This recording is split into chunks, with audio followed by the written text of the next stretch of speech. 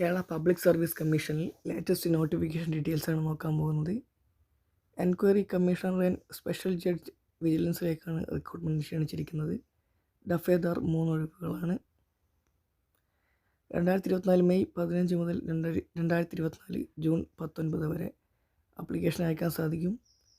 www.keralapsc.government.in എന്ന official website വഴി നിങ്ങൾക്ക് ആപ്ലിക്കേഷൻ അയക്കാം.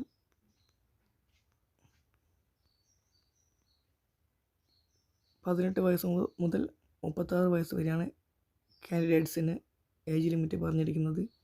2/1/1958 1/1/2006 ഇടയിൽ ജനിച്ചവരായിരിക്കണമെന്ന് പറഞ്ഞിട്ടുണ്ട്.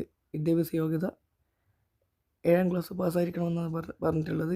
Should not have acquired graduation ഉണ്ടാവരുത് എന്നും പറഞ്ഞിട്ടുണ്ട്.